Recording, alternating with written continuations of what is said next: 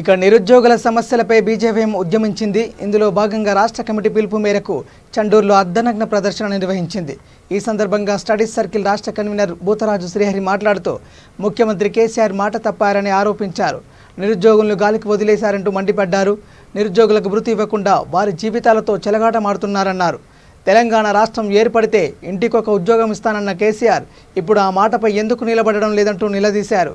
కార్యక్రమంలో రాష్ట్ర నాయకులు నరేందర్ రెడ్డి, జిల్లా ప్రధాన కార్యదర్శి వెంకటరెడ్డి, ఉపాధ్యక్షుడు గణేష్, కార్యదర్శి పందుల రాజేష్, పానుగంటి మహేష్, సోమశంకర్, పులకరం సైదులు, మన్యం ప్రవీణ్, దోటి శివ, సందీప్, శ్రీధర్, శ్రీమాన్చారి, జానీ, అంజీ, దిలీప్, శ్రీకాంత్ పాల్గొన్నారు.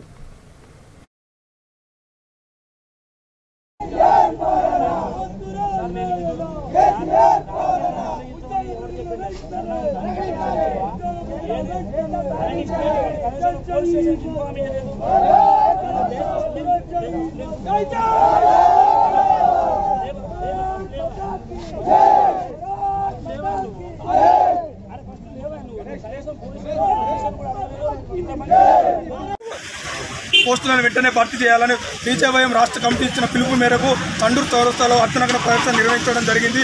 అయ్యా కేసీఆర్, నీవు గొర్రెలిచ్చినా బర్రెలిచ్చినా ఎవరు వద్దనట్లేరు.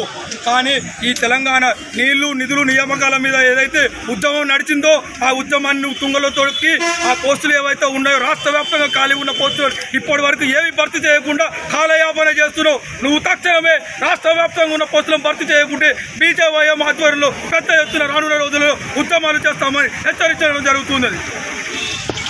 ఆధ్వర్యంలో ఈరోజు రాష్ట్ర వ్యాప్తంగా ఏదైతే ఖాళీగా ఉన్న ఉద్యోగ పోస్టులను నియామకాలను వెంటనే విడుదల చేయాలని ఈరోజు రాష్ట్ర వ్యాప్తంగా 119 నియోజకవర్గాలలో ఈరోజు నిరసన అర్ధనగ్న ప్రదర్శన కార్యక్రమం నిర్వహించడం జరిగింది.